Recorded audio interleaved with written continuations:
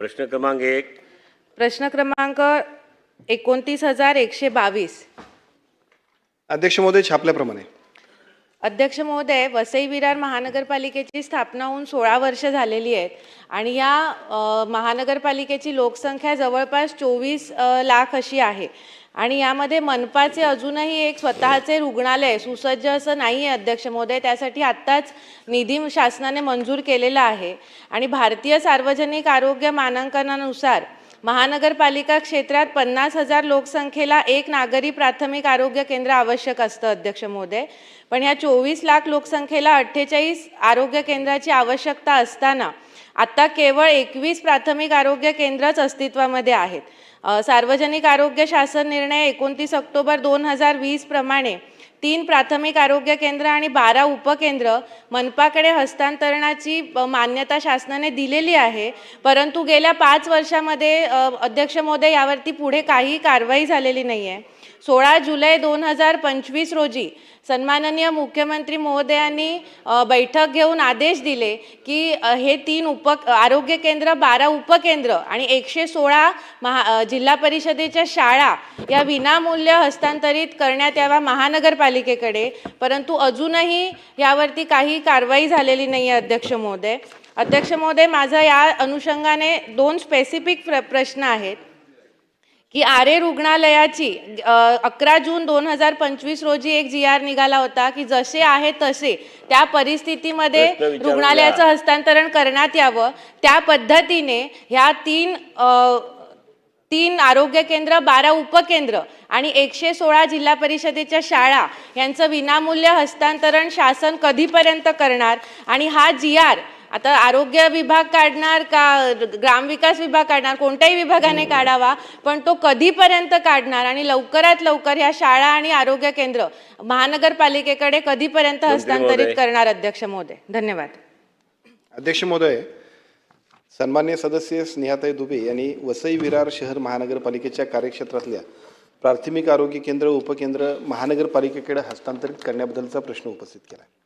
खरं तर त्या सगळ्या आरोग्याच्या सेवा अधिक चांगल्या पद्धतीच्या व्हाव्यात आणि त्या आरोग्याच्याच नाही तर प्राथमिक शिक्षणाचे आणि प्राथमिक आरोग्य केंद्र म्हणजे आरोग्य आणि शिक्षण या दोन्ही विषयांचा जो का हस्तांतरित करण्याबद्दलची एक बैठक राज्याच्या मुख्यमंत्र्यांच्याकडे 16/7/2025 झालेली आहे. या बैठकीमधल्या निर्देशाप्रमाणे जे काही ग्रामविकास आणि आरोग्याचे संबंधित विषय असतील तर ते महानगरपालिकेकडे वर्ग करावं आणि वर्ग केल्यानंतर त्याचा संपूर्ण खर्च, तिथली जबाबदारीसुद्धा त्यांनी पेलावी अशा पद्धतीच्या सूचना सन्माननीय मुख्यमंत्री महोदयांनी दिलीत. मी एवढंच या प्रश्नाच्या उत्तराच्या निमित्तानं सांगू की जे काही बैठकीचं प्रोसिडिंग CM साहेबांच्या मान्यतेने झालेलं आहे त्याची प्रत्यक्ष कार्यवाही करण्याबद्दल सरकार सकारात्मक पद्धतीनं निर्णय घेईल. सकारात्मक म्हणजे काय? 5 वर्ष झाले मंत्री महोदय. सकारात्मक म्हणजे काय? लोकांच्या प्रश्नाला जर इथे न्याय मिळणार नाही तर हे सकारात्मकता काय व्यक्त होणार, कशी व्यक्त होणार? आपण सांगा. मुख्यमंत्री महोदयांनी जुलै महिन्यामध्ये निर्देश दिलेत आणि आपण शासन किंवा स्थानिक स्वराज्य संस्थांमध्ये बाकीची काही लेनदेन ऑन पेपरच होते, ते adjustment of account on paper असतात. त्यामुळे त्याचा निर्णय झाला पाहिजे.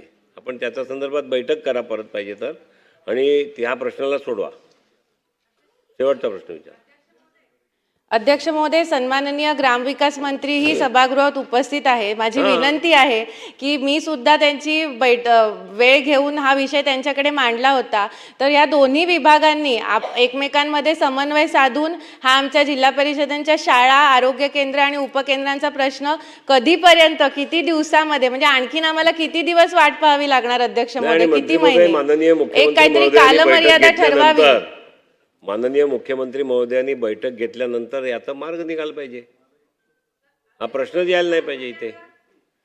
कालमर्यादा ठरवून द्यावी अध्यक्ष महोदय आणि पुढील किती दिवसामध्ये हा विषय मंत्रिमंडळाच्या बैठकीमध्ये घेतला जाईल अध्यक्ष महोदय, याचं एक ठोस उत्तर अध्यक्ष महोदय मिळावं आम्हाला. प्रश्न सुटतोय. अध्यक्ष महोदय, सन्मान्य सदस्यांनी जो प्रश्न विचारला आहे त्या प्रश्नाच्या अनुषंगानं 16/7/2025 याच्याबद्दलचा मुख्यमंत्र्यांच्या दालनामध्ये त्यांच्या अध्यक्षतेखाली बैठक झाली आणि या बैठकीमध्ये स्पष्ट निर्देश दिलेत. मी प्रश्नाच्या अनुषंगाने इतकंच सांगतो की नगरविकास विभाग आणि ग्रामविकास विभाग या दोन्ही विषयाशी हा संबंधित विषय असल्यामुळं याची एक बैठक या तिन्ही विभागांची आम्ही घेऊ आणि जो निर्णय मुख्यमंत्र्यांनी दिला त्याची प्रत्यक्ष अंमलबजावणी आम्ही करू. किती 1 महिन्याच्या आत? 1 महिन्याच्या आत आपण करू. चला प्रश्न क्रमांक 2 हा बुधवारी प्रश्न घेण्यात येणार आहे. प्रश्न क्रमांक 3 सुनील प्रभू.